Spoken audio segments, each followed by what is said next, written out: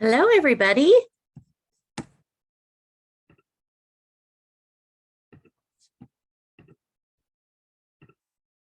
Good morning. Hi, Chrissy.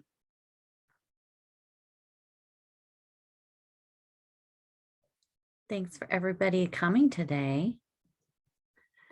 It's no Kate, just me. Oh, hi, Tracy. And Ellen and Elizabeth, Jasmine.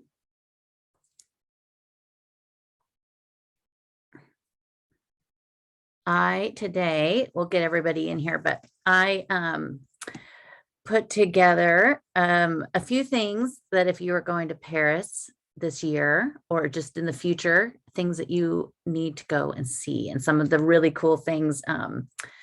These things are all either permanently happening in Paris or until the end of the year. And then I am going to take any questions. So if you guys want to, you could even just, turn your mic on and jump in and ask a question. Hi, Angela. I hope it's nice and sunny wherever you guys are today. Hey, Claudine, can I jump in with a question real quick? Yeah, of course.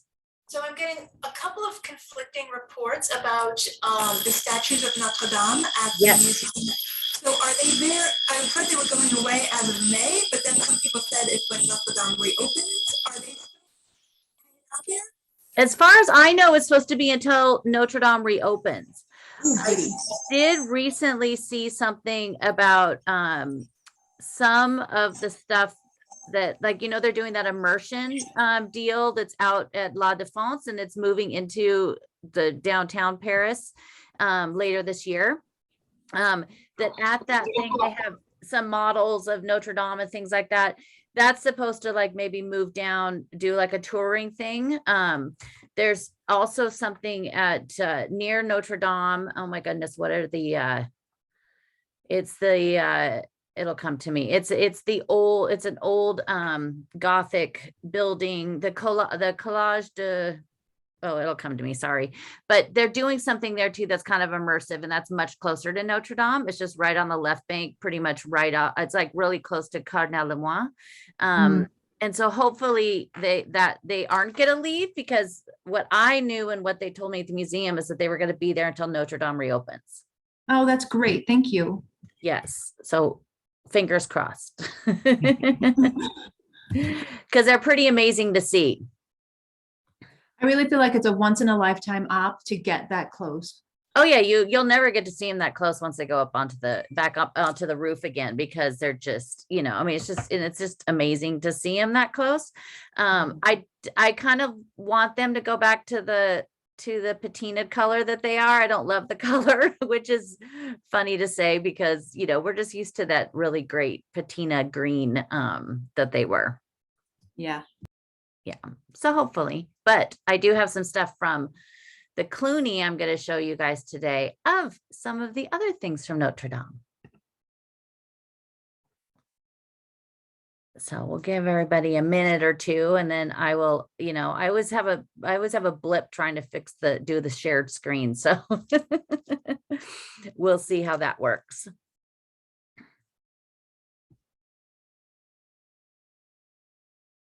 And Angela, everybody's here. Hey, Rox. All right. Well, let me try to do this real quick here. See if this works.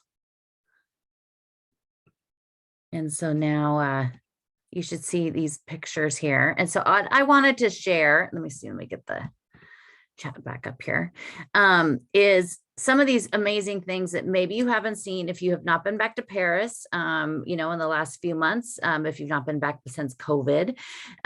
Things now are extremely busy in Paris. The Louvre is selling out a few days in advance, which is something it has not done since before COVID. The Louvre does it now with a time ticket. You have to have a ticket to go in advance unless you are a member, like Angela now is. Great job. But you do definitely, there's things that a lot of things are, it's just back to normal in Paris these days. So it's really, really busy. But there are lots of new things, and the things I'm going to share with you today are things that aren't really on those people's list of the things that they go see the first time they go. And so that is, you know, everybody wants to go to the Louvre, which they should. And there's a Facebook forum that was saying something about, oh, should I go to the Louvre? And all these people were saying, no, don't skip it. And it literally, every time I read things like that, it's literally like shoving a stake into my heart. It just hurts. But you know, if you have limited time in Paris and you just want to go in and see the big things, you know, that's fine to do. If you don't have if you don't have enough time to spend a half a day or even a full day there, it's definitely, you know, it's a lot, but it just also I love the Louvre so much. And so some people just, you know, the Louvre gets a bad rep because everybody says it's just so busy and crowded, and there's just parts of it, which I've talked about 1,000 times, that are kind of busy and crazy. But I wanted to share with you a couple things. And this is this amazing thing is not like some wonderful little display for Barbie, which it would be perfect for that. But this is one of the newest things that's in Paris. It just opened just a few months ago. And it is the Gallery Dior. And this, if you were in Paris in, I think it was 2018, the Musée des Arts Décoratifs, or the MAD, as they're trying to rebrand themselves, did this amazing retrospective of Dior fashion. And it was just mind boggling. And I remember walking into the one central huge room that they have, and it was just these huge risers with mannequins and these just amazing Dior creations. And most of them were worn by famous people. You have Princess Diana, which I have something in here of that. But I was just like, this is the most unbelievable thing I've ever seen. This is just fantastic. Did not think anything could be better than that. This is better than that. The Dior Museum itself is even better. So when you walk into it, it's pretty amazing, because you walk in and you see this huge area around the staircase, and it is of all of these little, some of these are three-dimensional printings of it. Obviously the clothes and stuff, they were created for it. You've got these small versions of the purses, and look at those cute little shoes, but it goes all the way up. And I made this little video of it.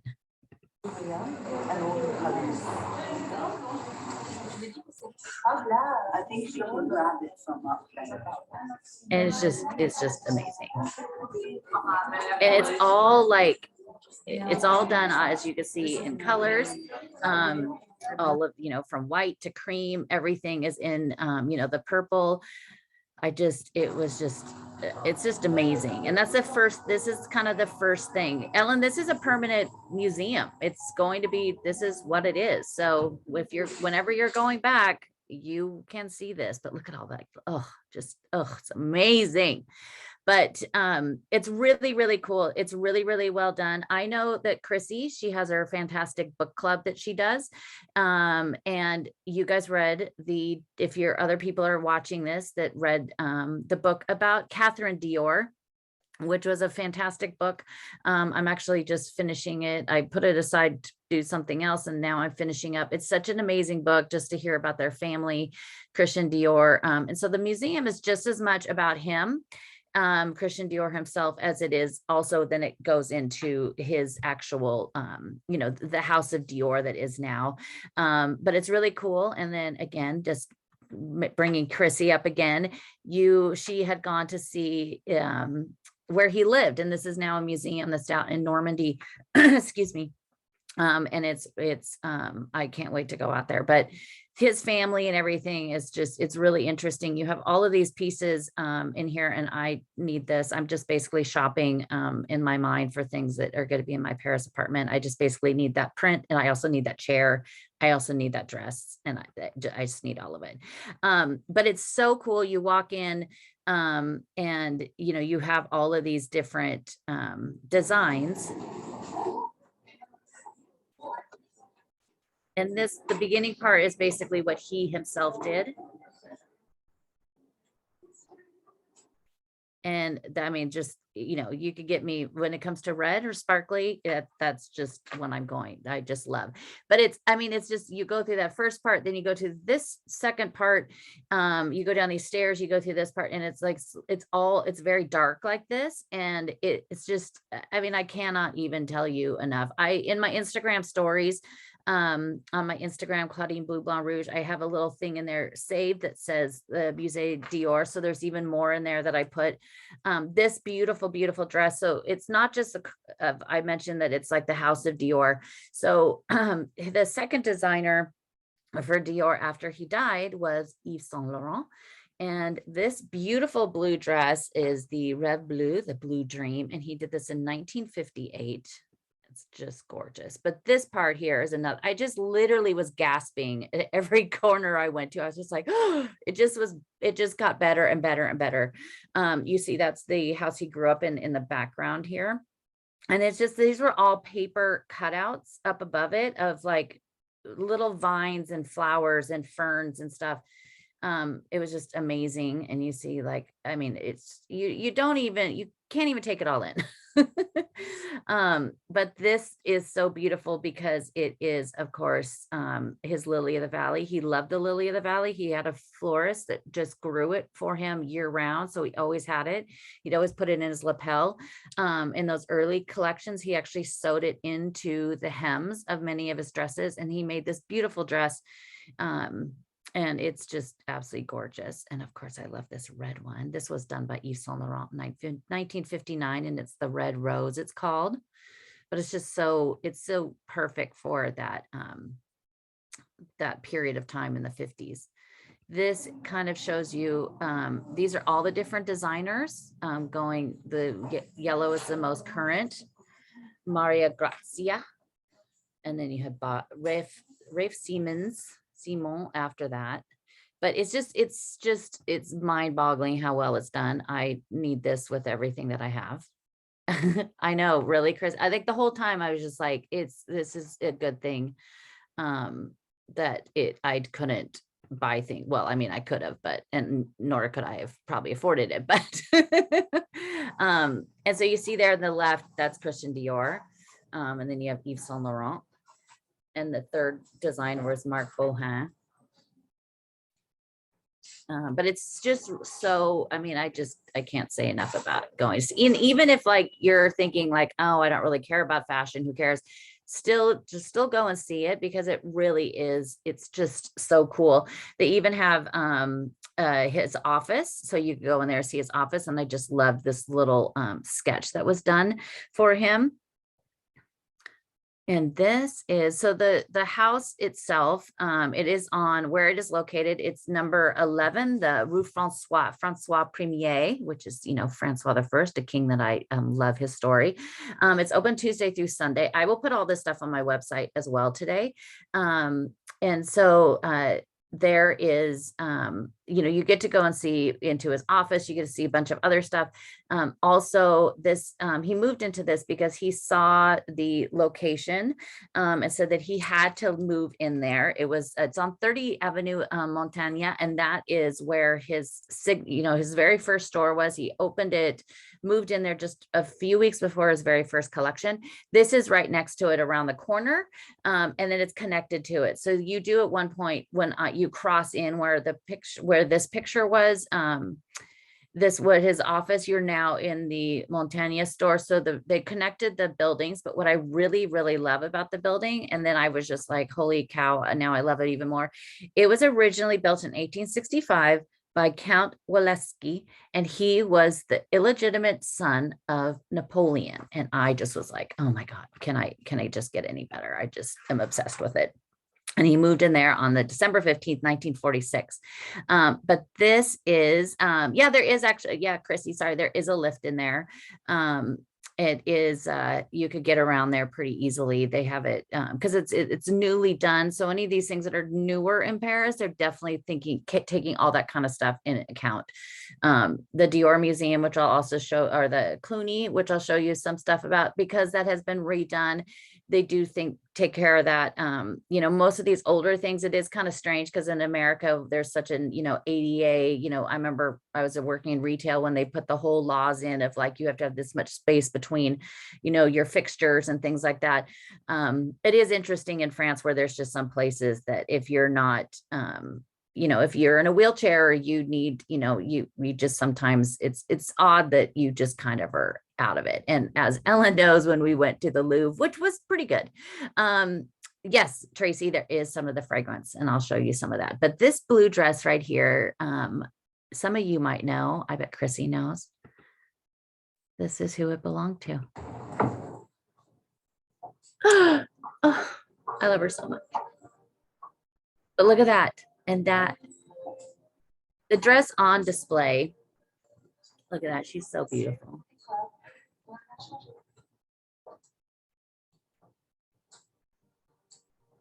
Just have to give her the moment of silence here.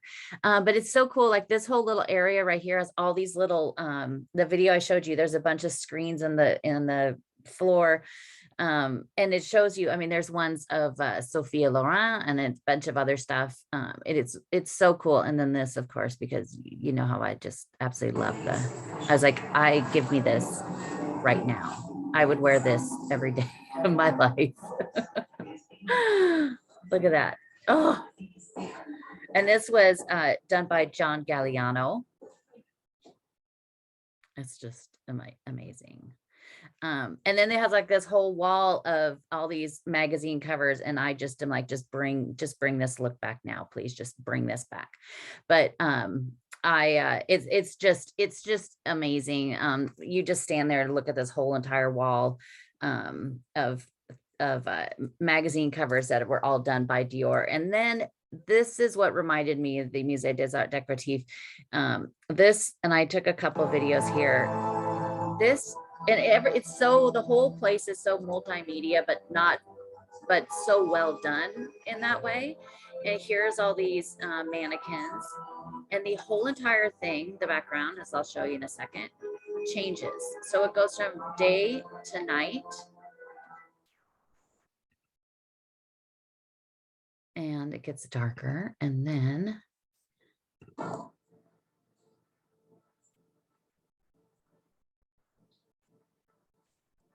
but it's so cool. I mean, they want I know what that means. You could just have like, you get woken up in the morning, Ellen, by like, here it is now daylight, and now okay, now it's time to go sleep. Except for I wake up so early and I'd have to adjust it to like Paris time. And I need it to be dark a much earlier than it actually is these days.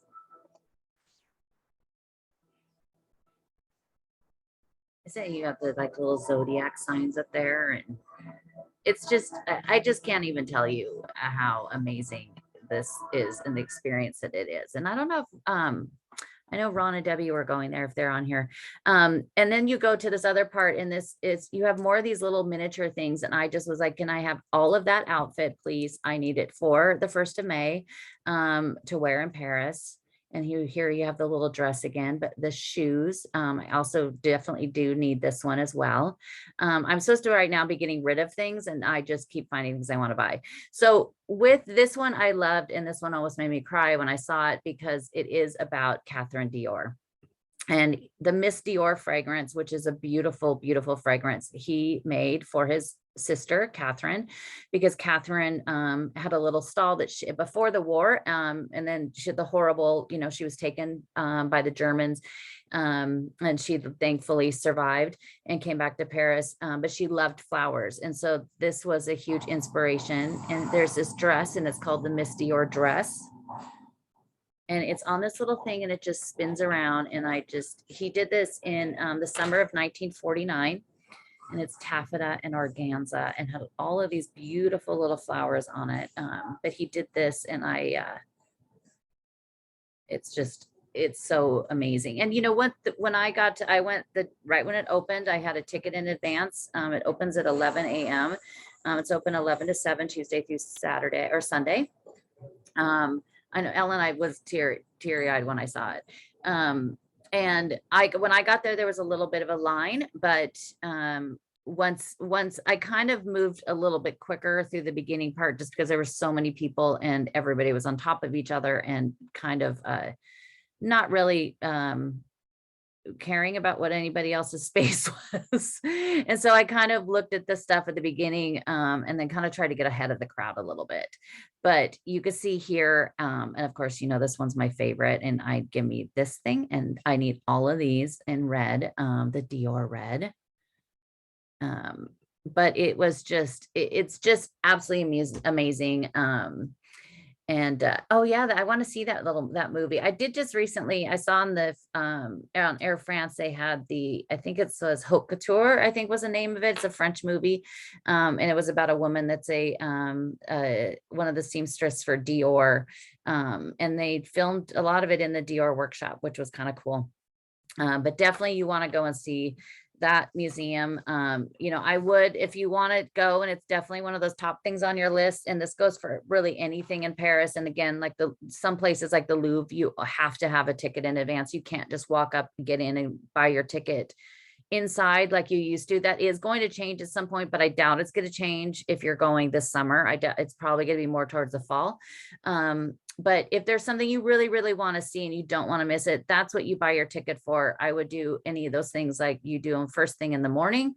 You know, go right when it opens, buy your ticket so you could go to be right in there at the start. And then, you know, a lot of other things like, you know, if you want to go to the Orangerie or, you know, the Luxembourg, depending on the exhibit, some of those things it's easier to walk in. The Orsay is one that if you definitely want to go, I would say they are letting you come in without having a ticket in advance, but that line is usually a little longer.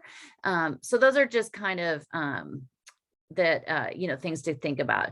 No, that this is actually, it's the permanent Gallery Dior. So it's a permanent museum now, and it is off of the Champs-Élysées. It's over in the 8th, and it's just right behind Avenue Montaigne, which is on Rue Francois Premier. And I'll put the locations and stuff like that on my website too, so you guys could easily find it.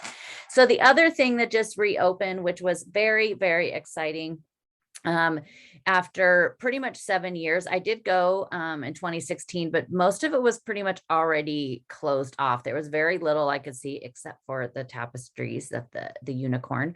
But this is, I was so excited that the Clooney Museum, which is the Middle Ages, is reopened in Paris. And so I went the Sunday of the first weekend it opens, thinking it was going to be packed, and I basically got there right after it opened and walked straight in. So you just never know, but it is really cool. And of course, one of the great things about the Clooney Museum is it does actually, this is what has some of the other pieces of Notre Dame. And what I really also loved about it is when it's been redone, it's absolutely fantastic. And what's really cool, especially if you listen to the podcast, the Paris History of Becca Hemingway podcast, we have done episodes about Saint-Geneviève. We've done quite a few other episodes. And lately we're doing some that you could actually take and almost use as a guide, walking guide when you're there. But there was pieces in here of things that I've researched and that I love, and that, you know, that date back to like the 10th, 11th, 12th century. This is where you're going to find them. So it's really cool. You have pieces in there this is a piece from the Abbey of the Saint-Geneviève, which nothing remains of anymore. It was built, these pieces were from 1100. They survived till 1807 when they were, everything was torn down. But you have these capitals that are in there.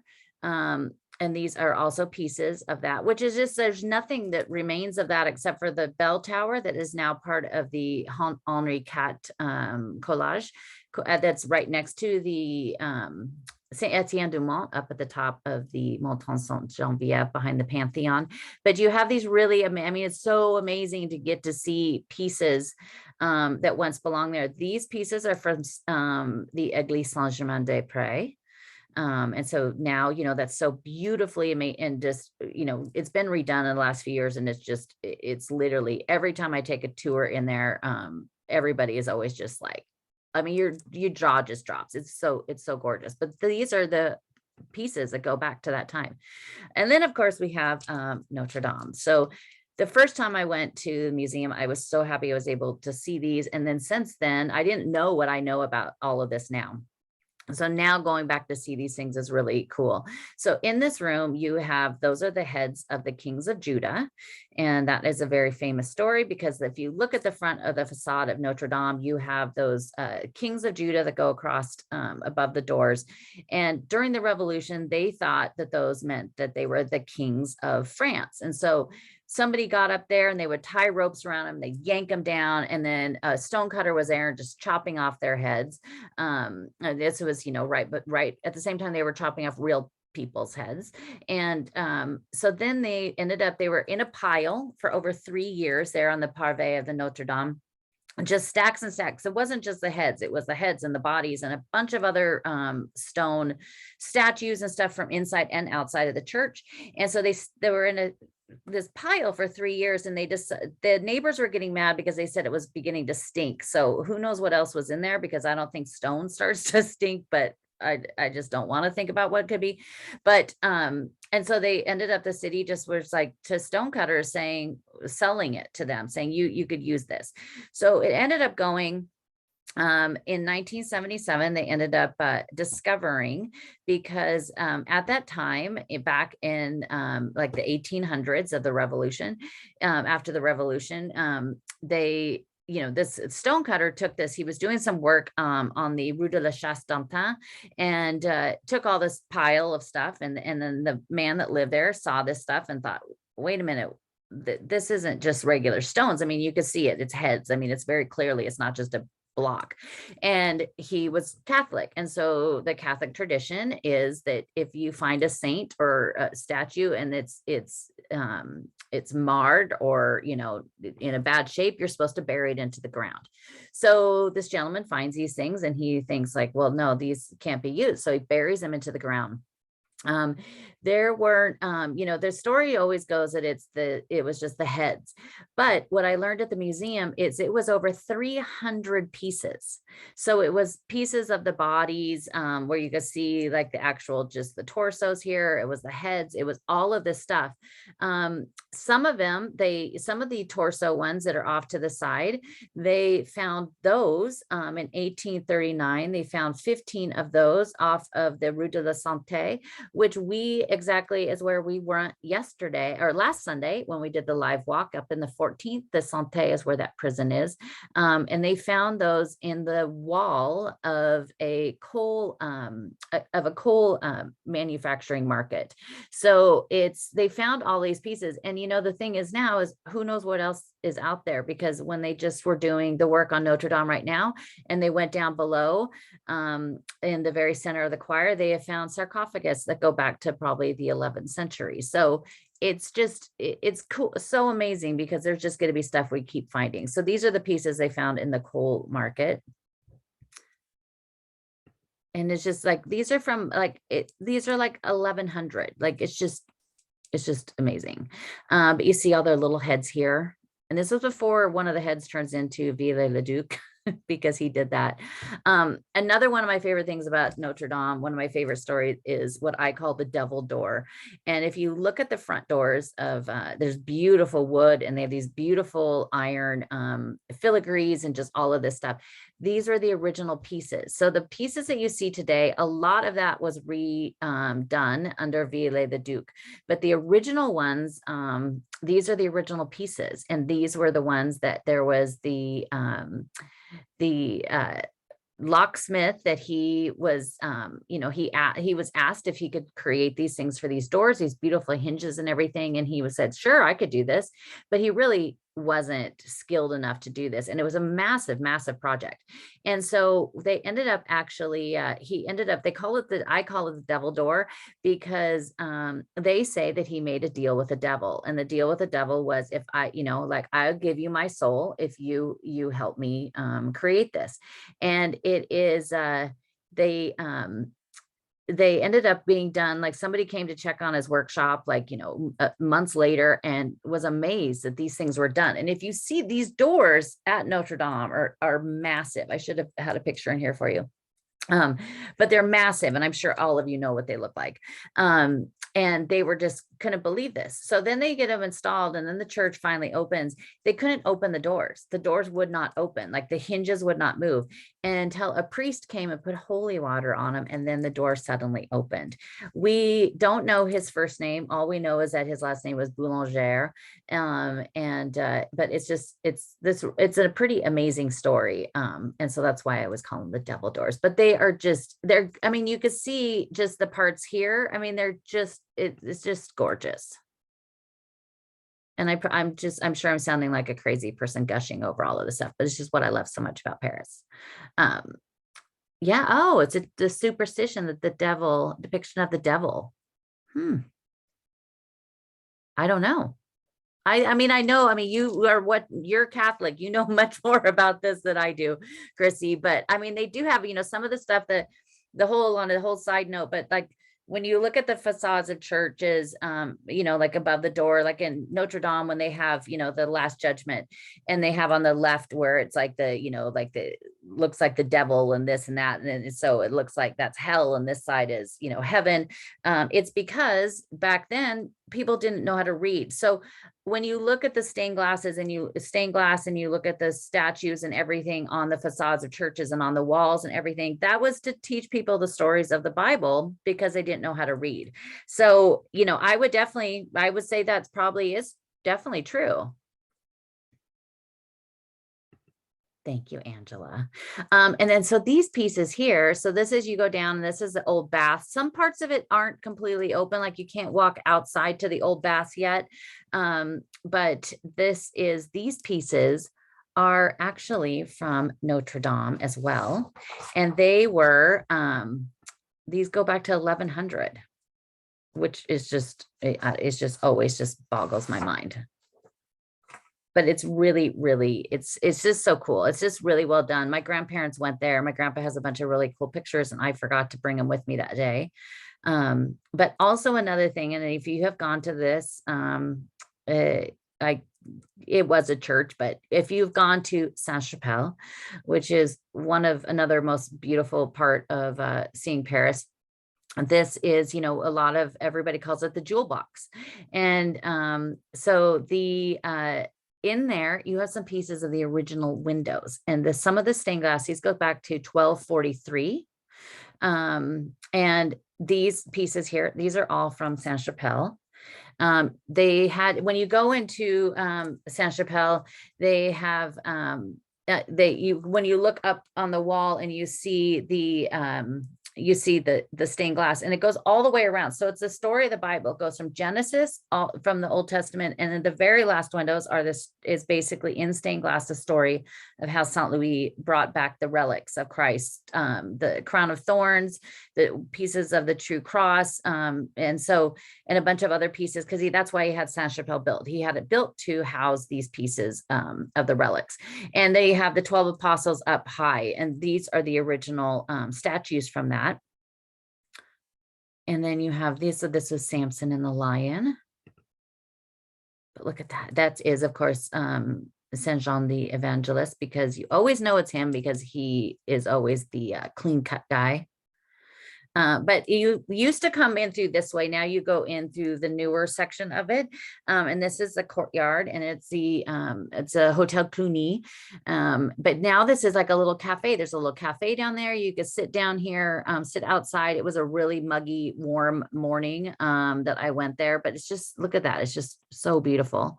But one really cool thing, and I've never shared any of this before, because I still mean to go through some of this, but this painting was done by a relative of mine, and his name was Edwin Dakin. He was originally from England. He spent some time in Paris, and he painted this picture of the Hotel Clooney. And we don't have this one. We do actually have some of his paintings. Two of my favorite ones that I'm gonna have to figure out how to move over to Paris because I have to have them with me. But this is, he did this is a door. And I was trying to figure it out. And I need to take this back and go back there. I kind of was trying to figure out from the pictures, where it is. And I think I know, but the area above the door looks different. And so it just depends on, I got to do some research to see if that changed or maybe which door that is. But this is so cool because he did this. He also did a really amazing painting of Notre Dame. He did a couple paintings of the little street that goes right by, right in between where Eloise and Abelard lived, and that street, oh gosh, I can't remember the street, but where that really cool old building is, or it looks old, it looks medieval, but it wasn't, it was done in like, you know, the late 1800s or something.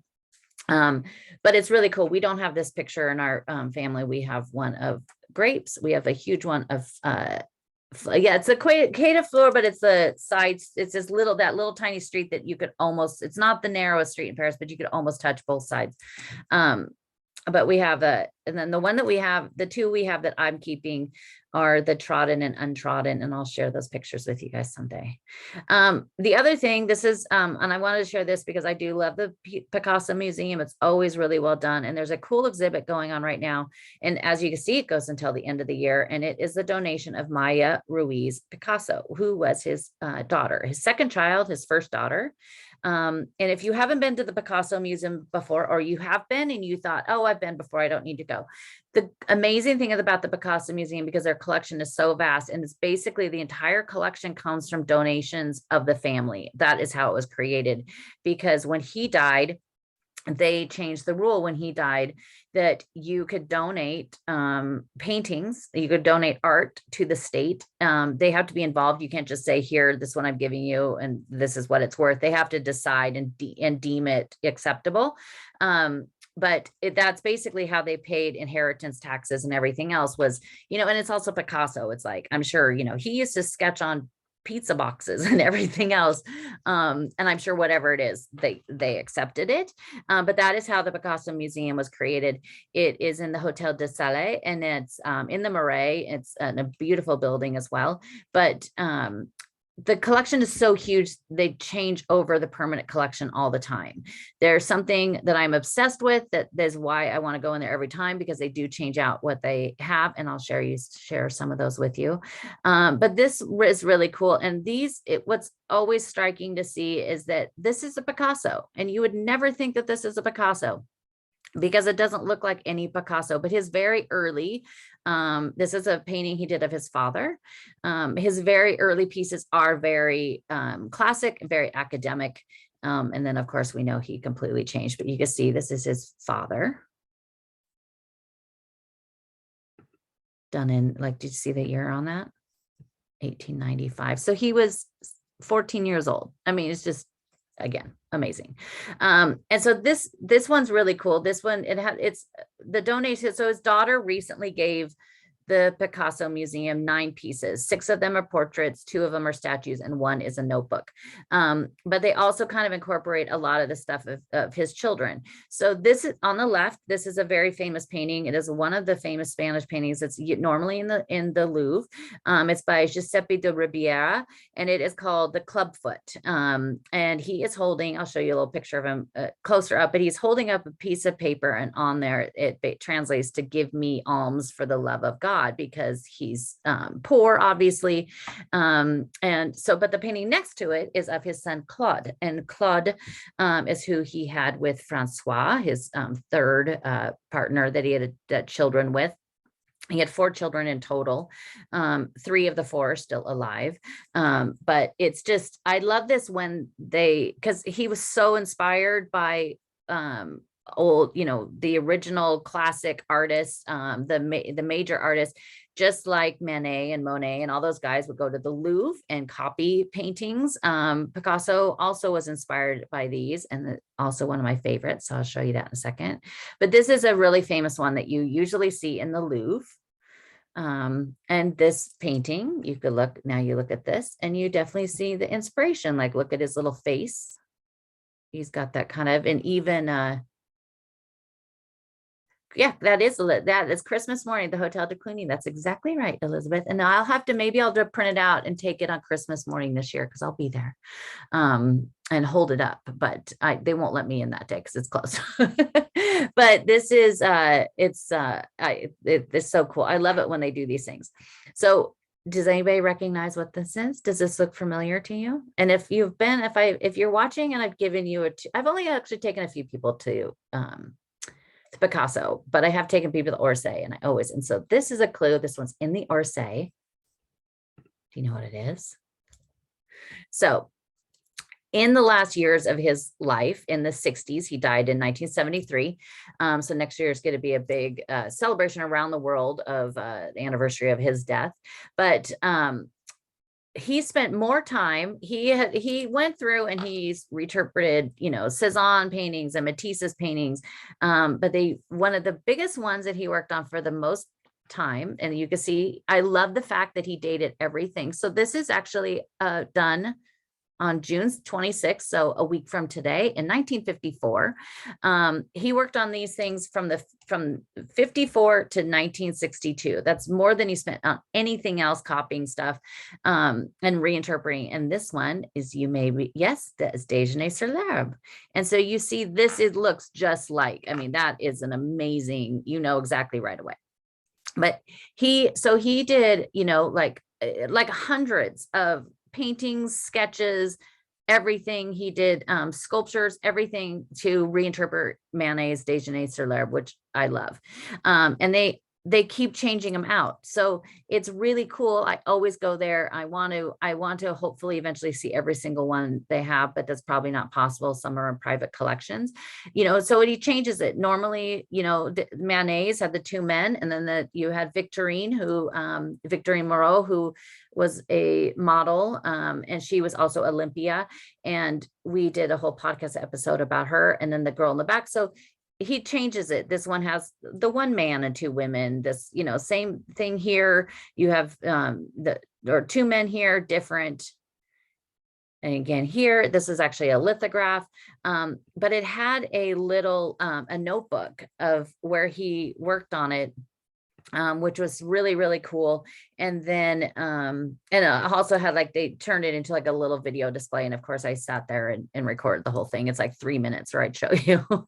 But the building itself is beautiful. It's the Hotel De Salee, which was basically built because the gentleman that lived there made money off of the salt tax. And so that is where, where you hear when people say they're worth their salt, that goes back to because salt was expensive.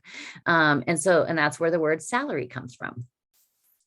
So now you know a little bit more, but so it has a whole bunch of stuff in there as well in this exhibit about his children as well. This is a painting he did of Maya Ruiz, and she was the daughter of Marie-Thérèse.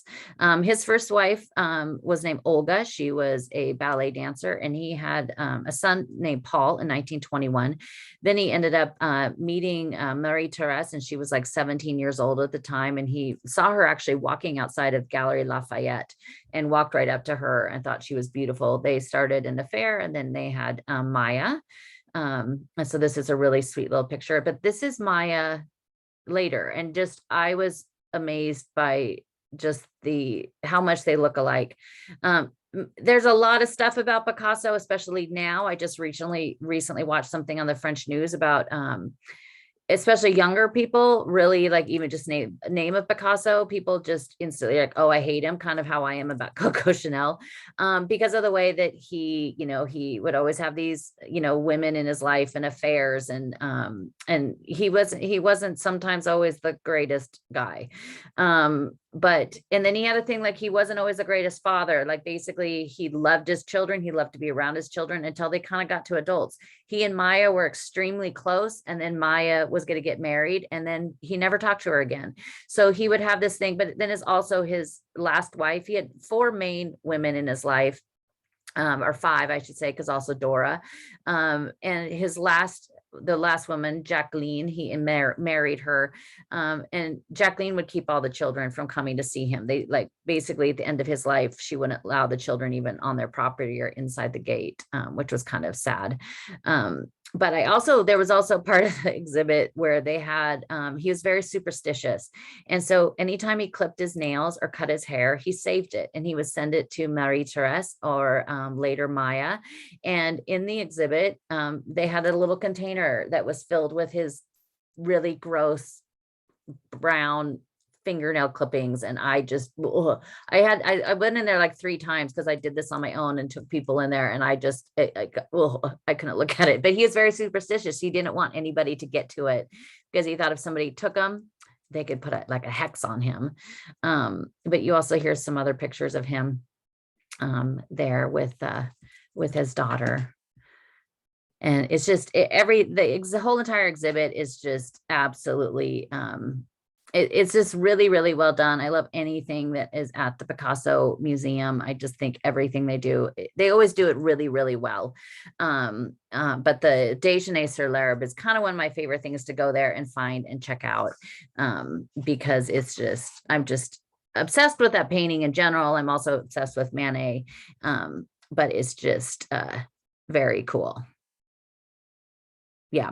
But they did actually have those upper floors closed for quite a bit of time this last fall and winter. They just reopened, but kind of keep an eye on it because if you go to Paris once a year or once every couple of years, and if you are interested in Picasso at all, definitely go and go to the museum because it is really, really cool.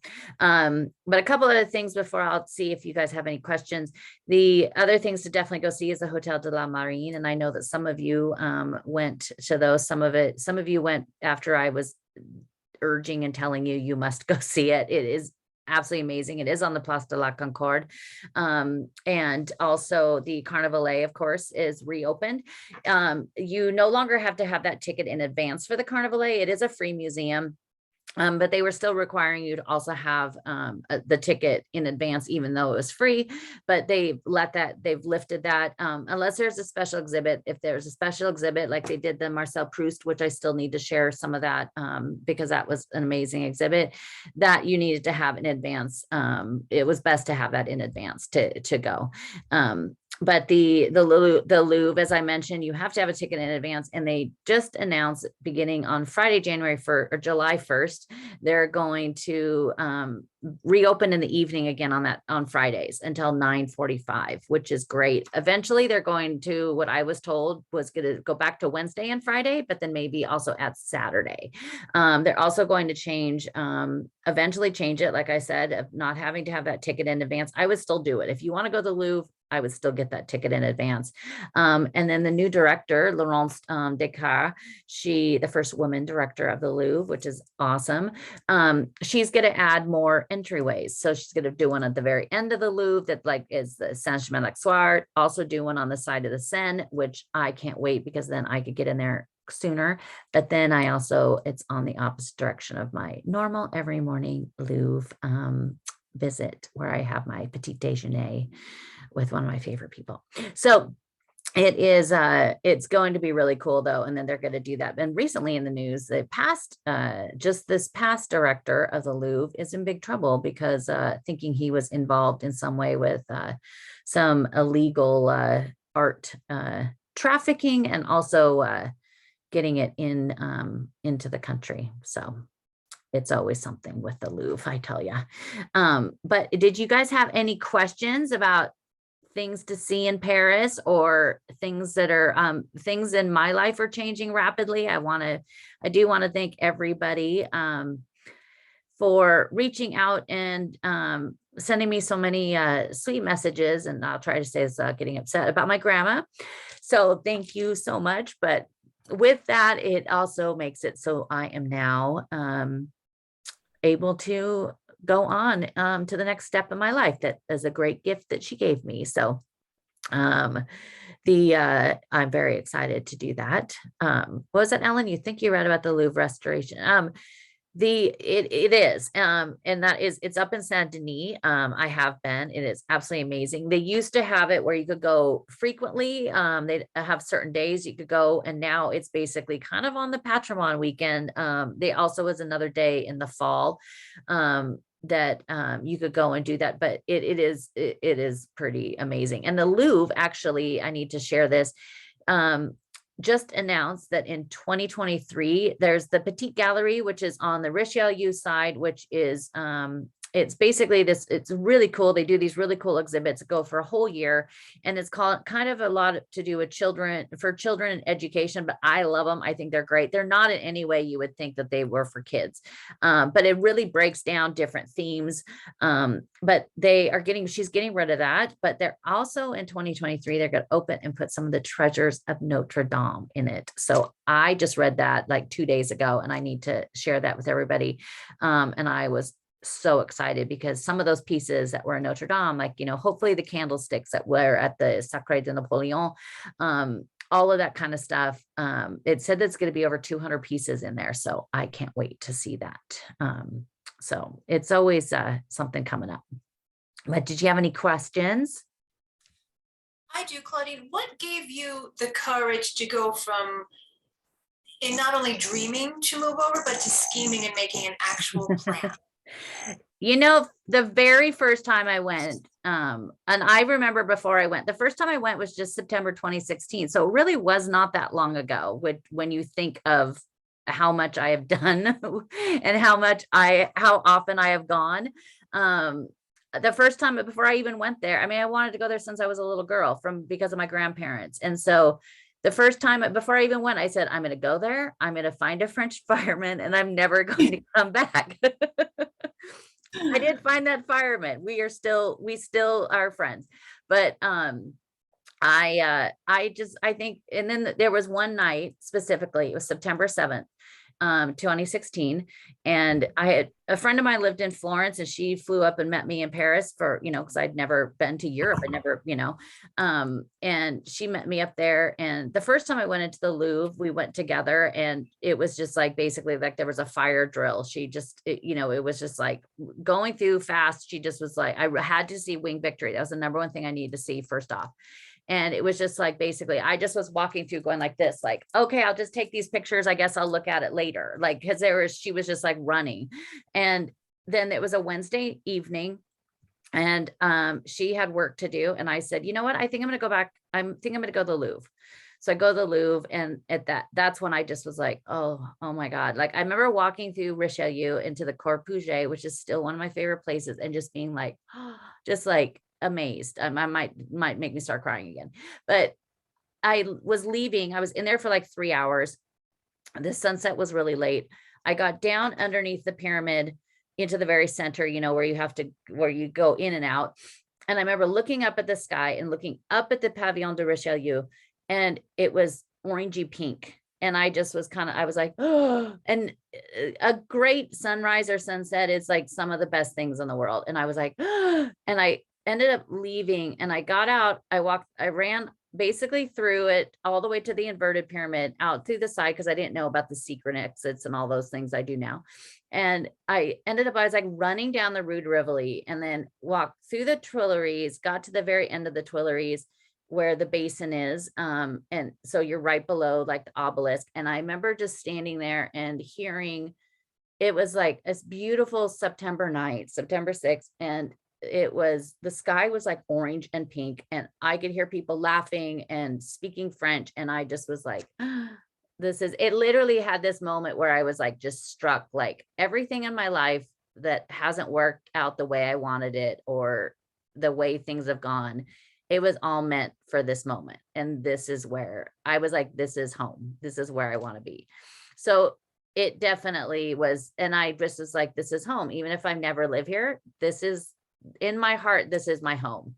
And then just over time, it just kind of was like, I have to do this. And I was kind of like, well, how do I do this? And then, I was doing all these things and writing and starting to do all this stuff. And then honestly, I could thank COVID, because if I didn't have that time with COVID, that I didn't have to start the podcast, to really focus on my writing, to build all the things I was doing. I started doing tours in Paris right before COVID, but like the fall right before. So that started building.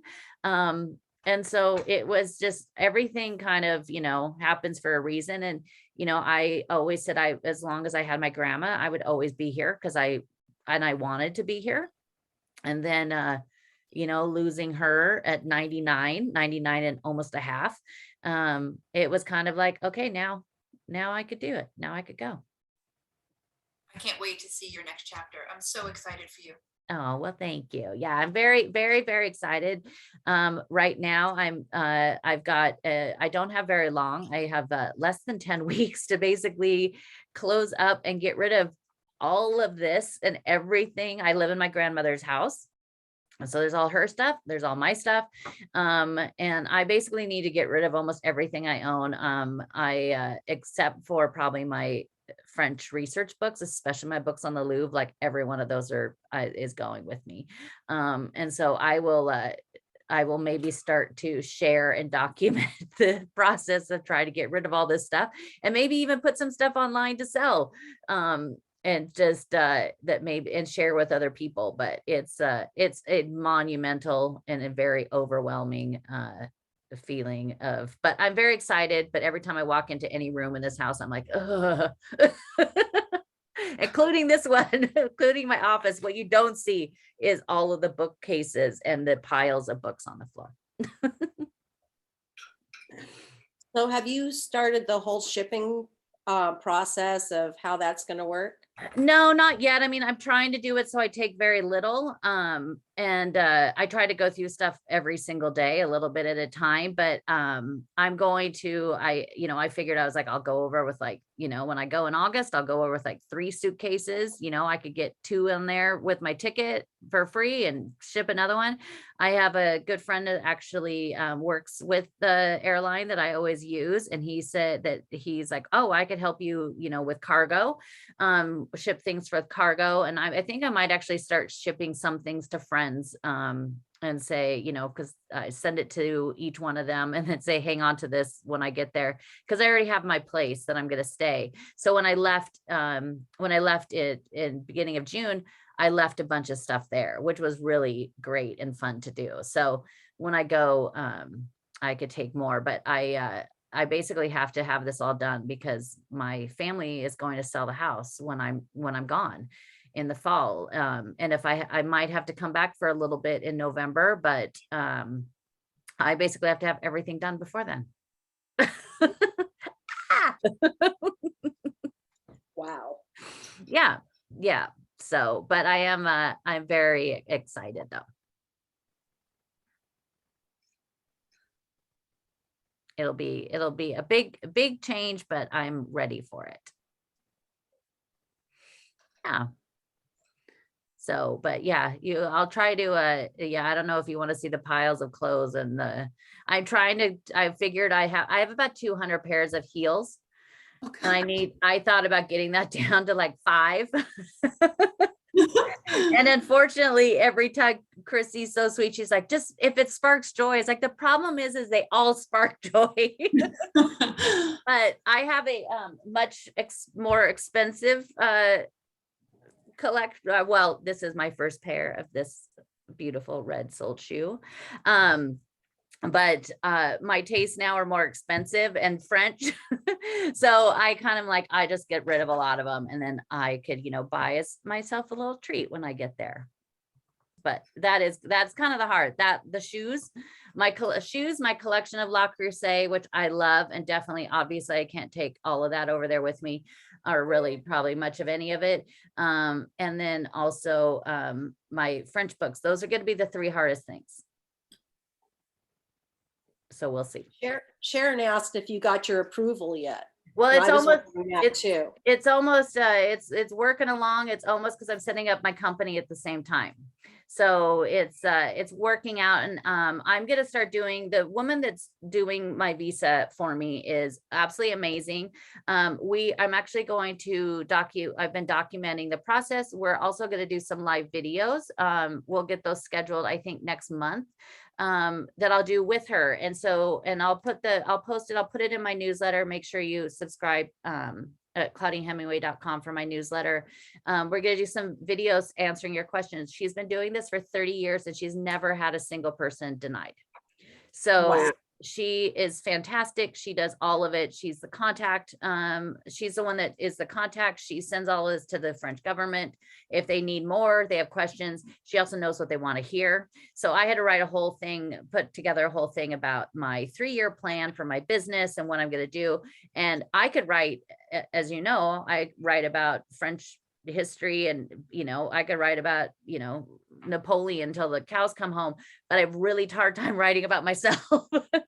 So she was really great. She was like, you just put some nuts and bolts together, and we could massage it and put it together how we know they want it. So she's really great. So if anybody, before we do that, if anybody that's watching is thinking that they want to do that and move to Paris, and you're wondering how, reach out to me and I'll share her information with you, because she does everything from, just a tourist visa, any form of visa. And if you do want to go there, as I know some of the people here was thinking maybe about retiring there, what you do is you talk to her, and then you just say, this is where I am, this is what I'm doing, this is what I want to do. And then she'll say, okay, well, this is, for me, it's going to be the entrepreneur visa. So they then, she'll tell you, this is what you want to do, and this is the way you want to go. But she also could help you, she could help you with real estate. She could help you with the relocation. She had somebody recently something about getting their dogs there. Somebody also about getting their guns there, like for hunting, like they're in England and they wanted to come there. And so she could help with all of that. She's done it for 30 years and she's got great relationships with the French government. And so that is a plus, and it's not that expensive. How did you meet her? There's somebody else I know that's doing the same process, and she shared it in her Instagram stories, and I sent her a message and I was like, who are you talking to? I need somebody. And so she gave me the information and I reached out to her, and she's one of those people that when you have those people, as soon as you meet, you're like instantly, or like you feel instantly bonded. And she and I talked on the phone and it was instantly like the same. And we have the same energy, the same, she has blonde hair. She is like, all of this stuff. So I was like, oh, we're going to be very good friends. And so she's awesome. She's just absolutely fantastic. I want to hear more about your apartment. Well, it's the same place I stay, that I stayed last fall and this spring. And it's in my very favorite area. It's in Odeon. And so I am basically minutes away from Le Vent Comtois, my favorite, and I'm minutes away from the Louvre. So really that is kind of, that's all my favorite things. That's where all my favorite people are. In 15 minutes, I could be sitting there, at having my petit déjeuner at my favorite, or in 5 minutes I'm at Comtois. And Odeon's just my favorite. It's so central. I walk everywhere. I rarely take the metro. I think the last time I took the metro is because I had clients that we had to go from the Orsay to the Eiffel Tower. And so I just walk everywhere, and it's the perfect location, and it's everything, and it's been redone. It's in a very historic building, which I always wanted to live someplace where something awesome and amazing. I mean, every building in Paris, something cool happened, but most of them, some of the stuff we don't know. And so I'm really excited about that. And it's on a very busy street that has a lot of restaurants. And it gets a little lively in the evening, but it's kind of fun. Is it a walk up? No. Well, I'm on the top floor, and Ooh. you walk to the first floor and you get the elevator to the 5th floor, and then you walk up a flight. So it's only bad when I arrive with my luggage and when I leave. But there was one day that about a 36-hour period, the elevator was out, and it was on a day that I literally had I have 5 minutes to run home, use the restroom, freshen up, and turn around and leave. And I got there and I walked in and I was like, mother, the elevator was out, and I had to run all the way up, and I got to the 4th floor. And I was like, okay, got to take a break, and then kept going. And then I was just like, oh, and I had to do that twice. I did 3 times. And then luckily, because I thought, oh my gosh, it's Paris, this elevator is going to be out for weeks. And then luckily the next day it was working, thankfully. But I'm very happy. I don't know if I could do that after walking 12 miles every day and then having to do 6 floors. I was like, no, How many square meters is it? I don't know. It's not big. It's a studio. I mean, it's kind of a little bit of a bigger studio. I mean, it has a full bed, which, I've stayed in a lot of Airbnbs in the past, and I really hate the ones that would have like the futon or the Murphy bed because they're not very, they're never going to be very comfortable. I already don't sleep very much. I only sleep about like 5 or 6 hours, 6 hours if I'm lucky. So like if it's a bad 5 or 6 hours, it's really not good. And so it has like a full regular bed. It's got lots of storage in it, which is really great. It is on the top floor. So you have those slanted roof lines, which I've bonked my head on them quite a few times, pretty hard. So now I just have to remember, like, when you walk by it, but it's perfect. Everything's been redone. It's got these really cool skylights that are power operated on by the something on the wall, and if it senses rain, they close, which is really cool. The first time I didn't know about that, and I was all of a sudden I hear this I was like, what the heck is that noise? And then I realized but so they automatically close. It's got the greatest shower in the world, and most people when they go to Paris, they complain about the showers, and I've had some doozies. This one is like every single morning I'm here, I'm like, oh my God, I miss that shower. Like the water pressure is great. It's big. It is clear. And so when you walk in the door, there's, the little closet for the toilet. And then you have the shower, so it's clear on both sides. And so if somebody was sitting in like the breakfast nook, the big banquette with the table, if they were sitting there having their coffee, they're just watching you take a shower. So, you have to think about who's going to be over there at that period of time. But it's the best. And so when you're in the shower, you're looking out. I mean, I'm taking a shower looking at the top of Saint-Sulpice. Oh. Yeah. Dreamy. It's pretty great.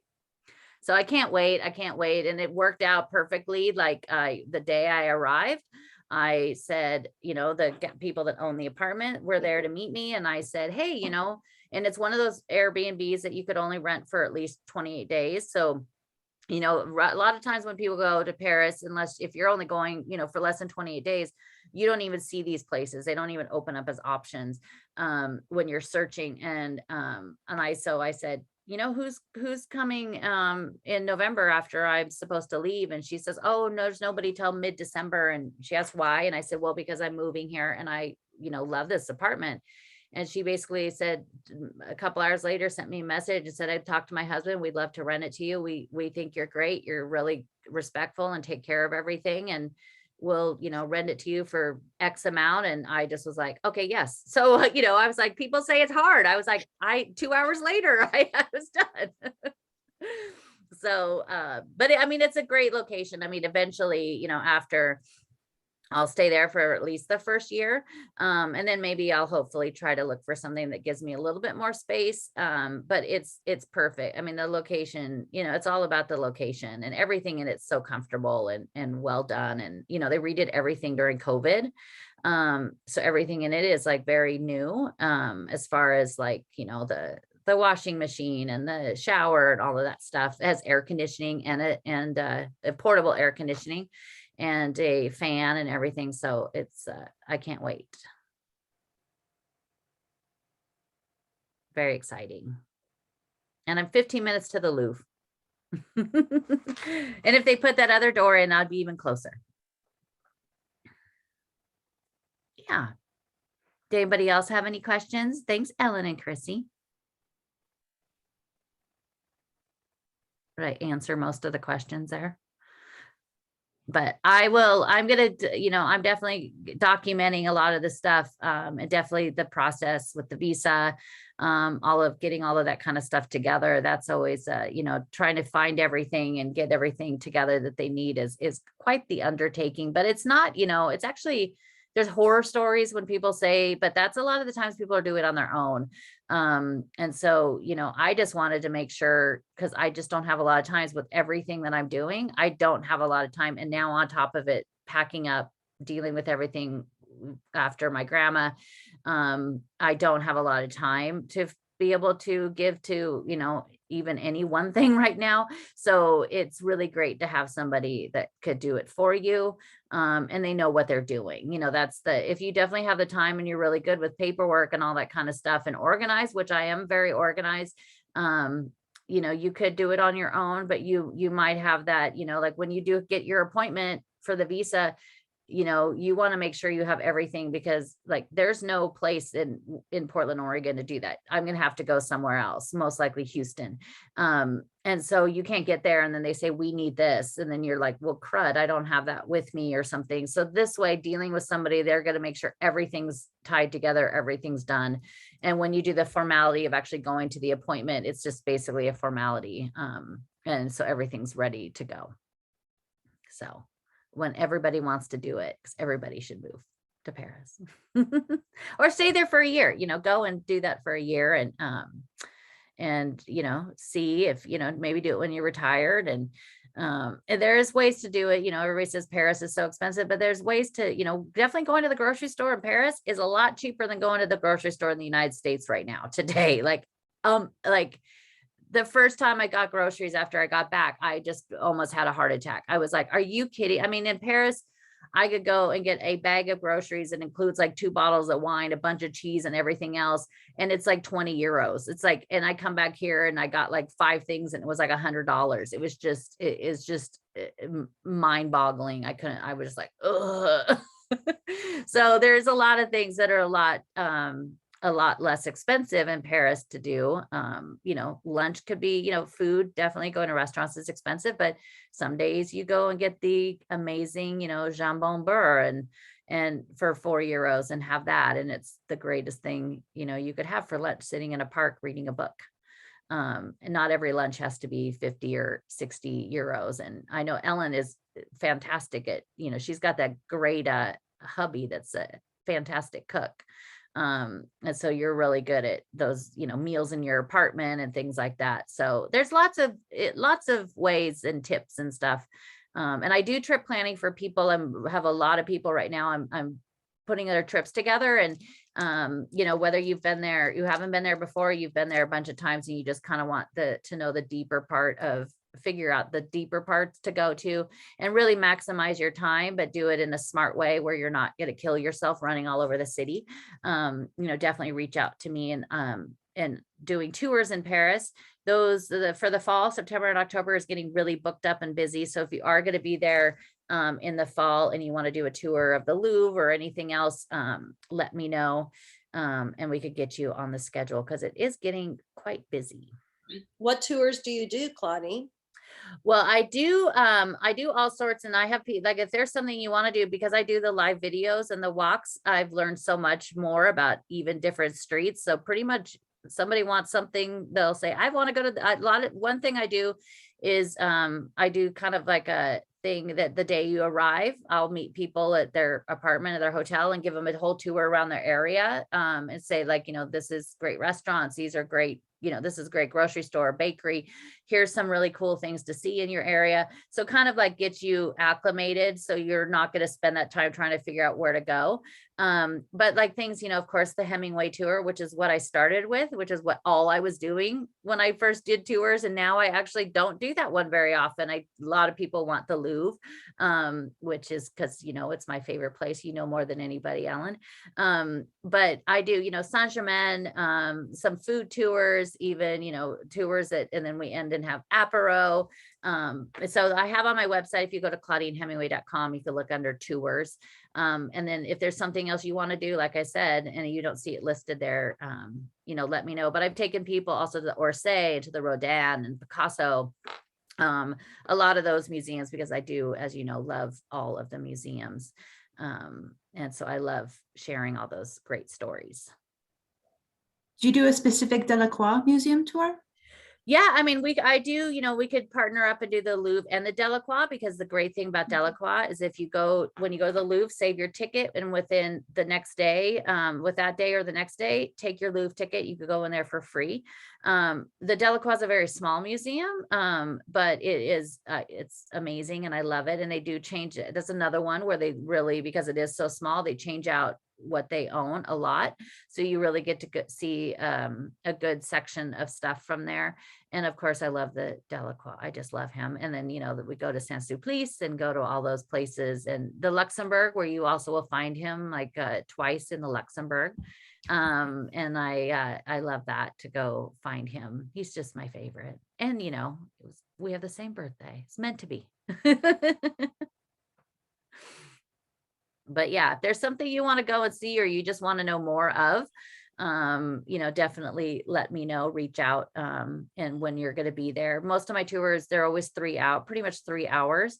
But I also do like full days with people, which is fun. Sometimes I do one where it's just my Paris, and I take you to my favorite places, take you some of my favorite restaurants, or show you, some of those things, or, even sometimes people just want me to come meet them and take them to Comptoir because it's always busy. It's a little intimidating at times.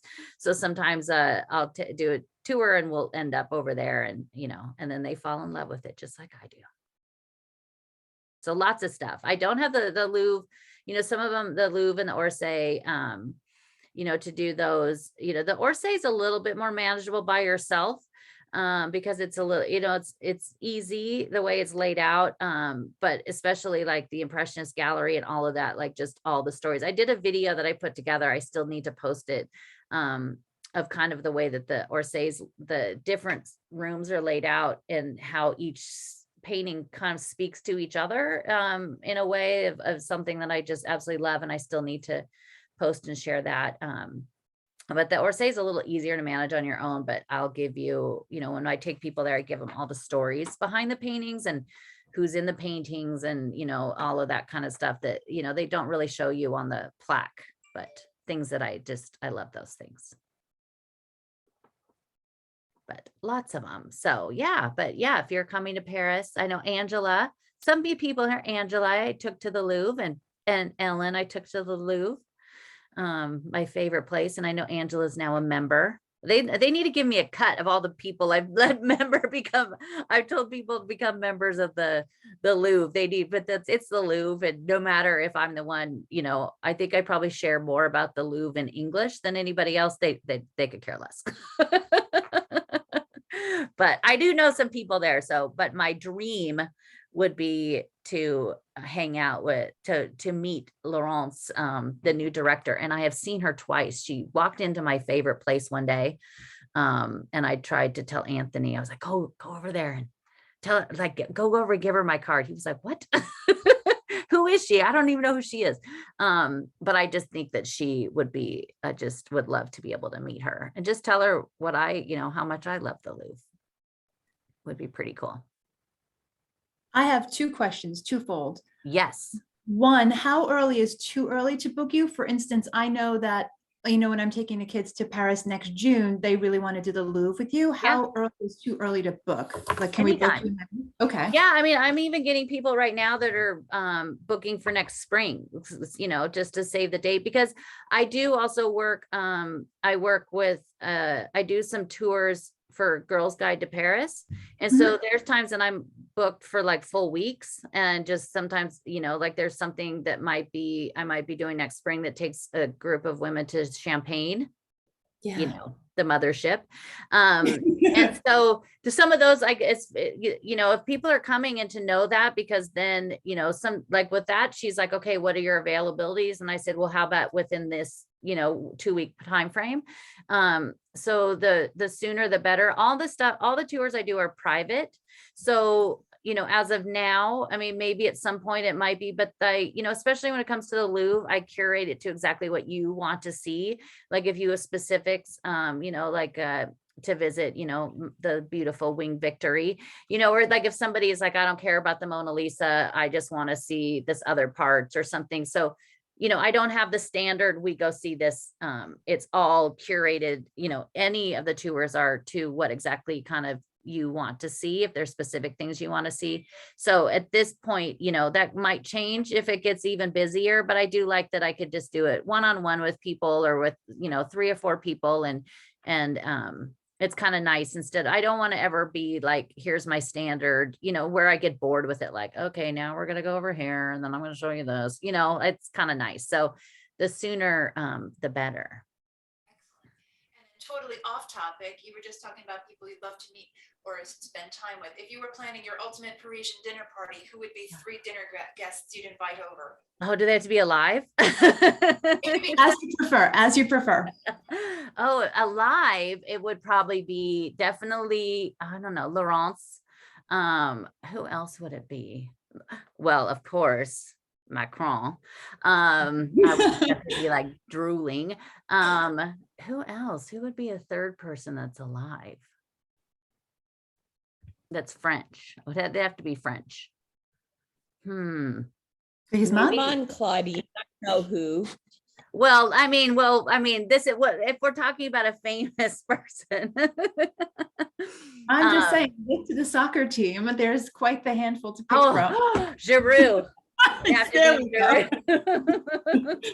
Olivier Giroud. And then I think if they were like dead people, it'd have to be Rose Ballon. Oh, nice. Alexander Lenoir, who, saved all the monuments and everything during the revolution. And then maybe it would have to be, well, maybe 5 people, like Sylvia Beach. And then, oh my gosh, Marie Antoinette, I'd probably have to have Marie Antoinette there. But then, I don't know, that's actually like, it's really hard for me to put favorite. But I don't know, like maybe, see, then I'd be like Henry IV, Francois Premier, right. Madame de Pompadour, like it just, I've been asked when I've done other podcasts for people, like been a guest, and then they will say like, which is your favorite period, or which would you want to go back to, or which, and it's just like, it literally could change 4 times in a day, depending on what I'm researching at the time or what I'm writing about, where I'd be like, oh my God, if I could just go to Versailles of Louis XIV when it, but then I'd want to leave before if I need to use the restroom, I'd want to leave. That's time to come back to the present day or, things like that. But it's the Napoleon apartment would have to be in the Napoleon apartment. And I actually kind of started writing something that's kind of almost along those lines of it, doing something like that, of these figures together from all these periods of French history. But that would probably, yes, Angela, that person would probably want to be there. But if we were talking famous people. So, but that's a good question, Chrissy. Who would yours 3 be? Oh, okay. So here we go. Obviously, Marie Antoinette. Yes. Because I am who I am.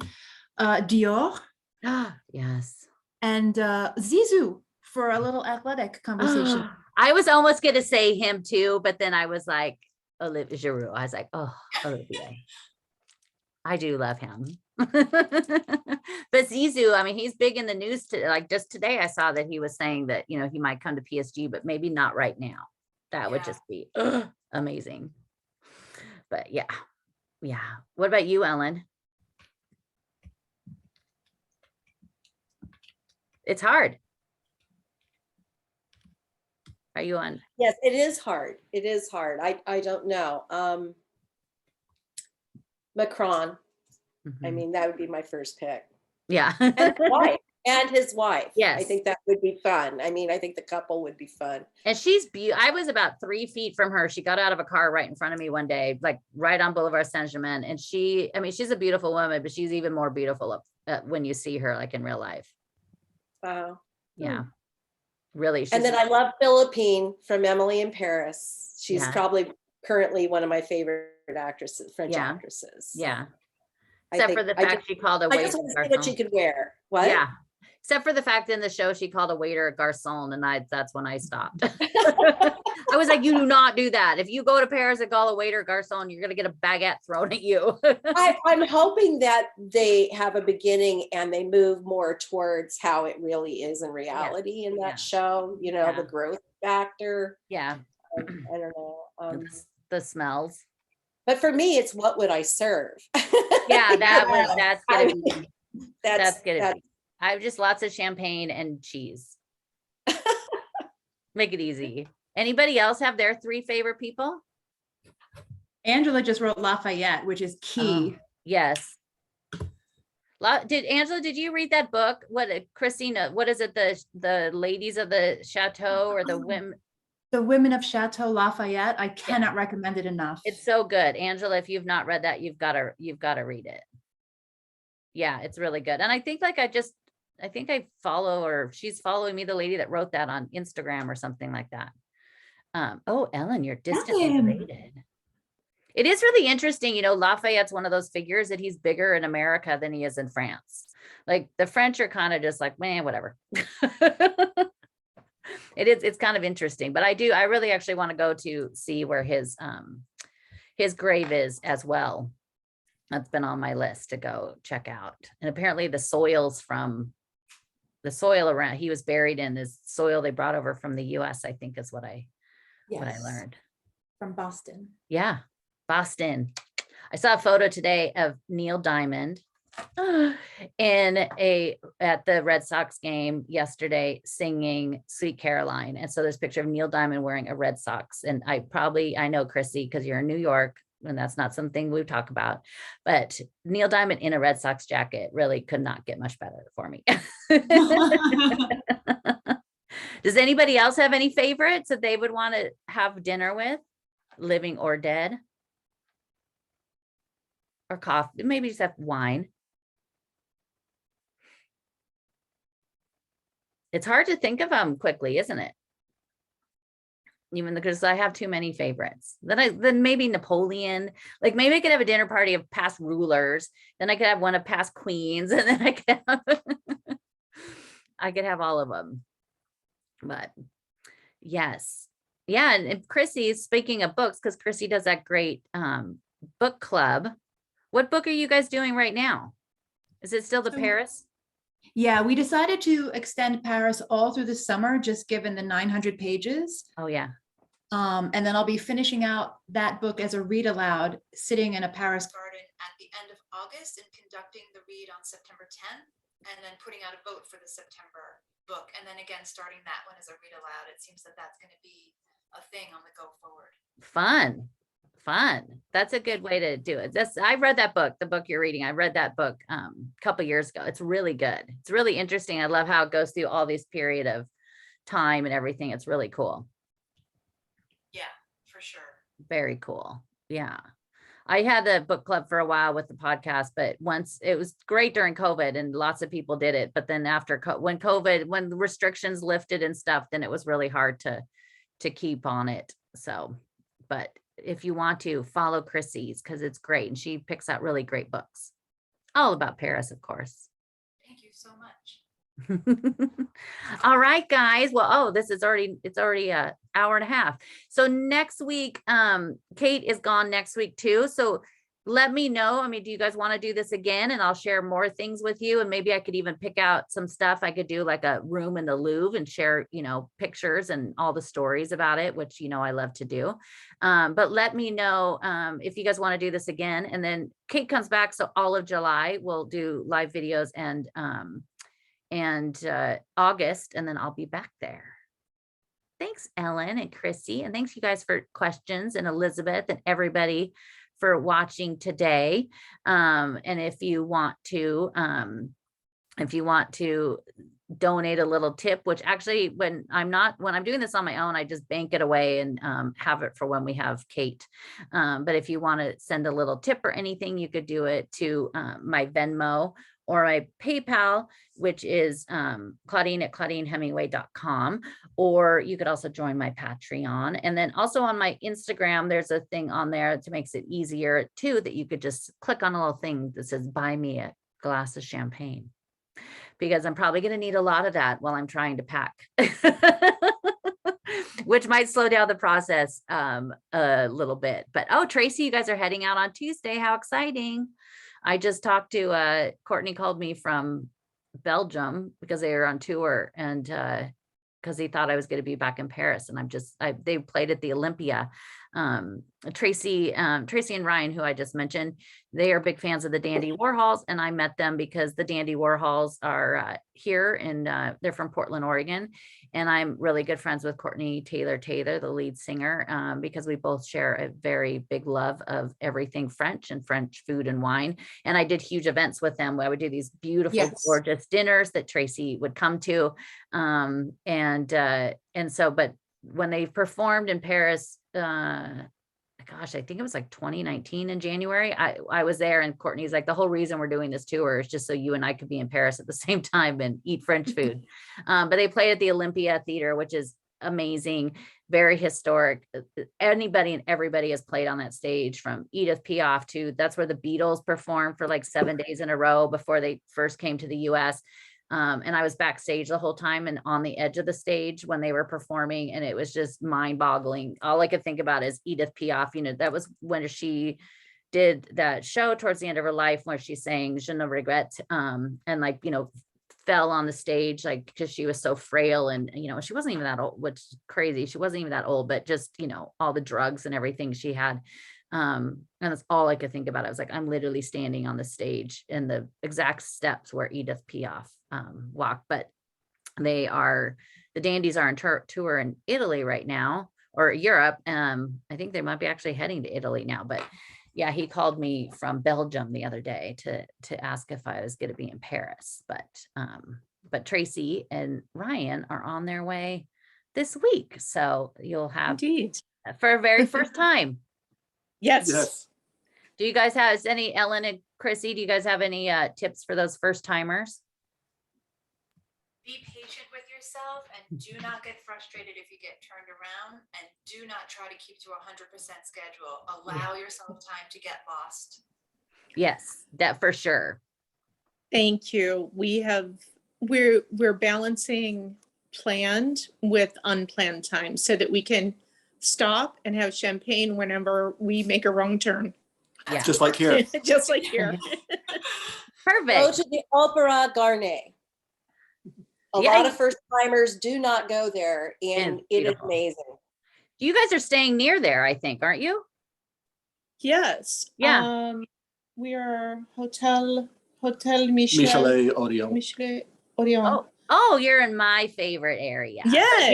Yeah. Yes. So yeah, I told you where you need to go around there.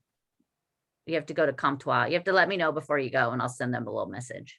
Okay. But, Because I'm going to do that. We That need a is our- blowout dinner. So We yes. do. That's our blowout dinner. Yeah, for sure. You definitely need to go there, and to Levant Comptoir, to the wine bar before it. But yeah, the Opera Garnier is, I mean, outside, it's one of the most beautiful buildings in Paris, and inside it's mind blowing. I love, my favorite, Ellen, is off the very front, where the big, beautiful hall is, those two little rooms on either side, the little tiny round ones, and the ceilings, and it's all that Oh, yeah. gold. Oh yeah, the stars and everything. One's and- stars and one's like the moon or something. Oh, it's gorgeous. Yeah. You have to go out on the balcony. Yeah. So many people don't know to go out to the balcony. It Yeah. is so fabulous. But our very first trip to Paris, the first night, we walked down from our apartment and we actually saw the lights of Printemps, which were all pink, Mhm. and it kind of was like a moth to the flame for me. And then we walked down there and they had tango dancers on Yeah. the steps. Yeah. And I got a video of that. Talk about a perfect first night. It was amazing. Yeah, that's great. They've been And doing that outside- a lot at Place Colette too. During, I think usually like Fridays and Saturdays, and Sundays, they do tango dancing there in Place Colette right in front of Nemours, which is fun to watch. It's really- Lovely. I'm taking good notes. So thank you. It's Yeah. been a joy and great timing to spend this time with you this morning. Well, thank you. I'm so glad to see you guys, and you guys will have a great time. Oh, Angela, the hop on, hop off buses. Yeah, it is. They are touristy, but they are a great way to get a huge slice of the city. One thing I recommend a lot to the people I'm doing travel planning for is also the de chevaux. So you could rent those little cars. You could do it for an hour, which is 70 euros. And they take you around like everywhere from the Eiffel Tower, Notre Dame, like all of central Paris. You could do 2 hours, which is 140 euros. And it's just you, the driver, it's you could do 3 people in the car and the driver, and they will have champagne for you.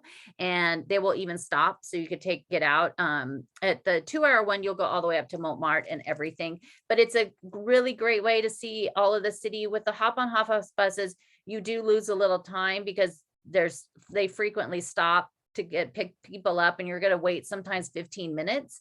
And so if you really kind of want to go to lay, especially if it's your first time and it's the day you arrive, I have a lot of people do that. Like the day you arrive, do that. They'll pick you up at your hotel. They'll drop you off at a restaurant, vice versa, wherever you want to do it. So it's really a nice way to do it, to get, and you could say, oh, can you stop and, stop so I can see the Eiffel Tower sparkle, or that's a really great way to do it as well. Oh yeah, that you don't have to go to the top of the Eiffel Tower. It is kind of the best view is kind of from the second level, or do it from down below. The boats, Sharon, are really great. There's also, if you want to do the Bateau Mouche with dinner, Calif, which is docked right below the Pont des Arts, is a really great one. It's about, I think it's about 80 euros per person, without any, that includes a welcome drink. But it's I think it was 4 courses, and it's really great. It's smaller. The food is really good. Of course, there's a Ducasse de Sam now that is Alain Ducasse, and it's much more expensive. It starts at like 140 for 4 courses, no wine. And it's great. The food is amazing. But Calif is really great because it's smaller, it's right there, and they time it where, you go all the way down past Notre Dame and then all the way over towards the Eiffel Tower, and they slow down and time it so you are on it when it starts sparkling. So it's pretty magical. It's really beautiful. And because some of the boats, they don't always get the best ratings when it comes to food, but that one's really good. Oh yeah. Thank you so much. Yeah. These are great. The top of Montparnasse. Yeah. The top of Montparnasse view is almost better than the Eiffel Tower, because at Montparnasse, you have the Eiffel Tower in the view. And then even though Montparnasse is so ugly, but they're spending like billions of dollars to redo the entire outside and to put like balconies and things on it. Which is just kind of interesting, but people hate that building so much. I hate the fact that when I look out my windows, I have the 2 towers of Saint-Sulpice and then Montparnasse. So sometimes I crop it out. I stop because you have to look at it. And Gallery Lafayette and also Printemps next door to it. Both have really great views. Gallery Lafayette's great because you get to see the backside of the opera, the Palais Garnier, which is of course beautiful.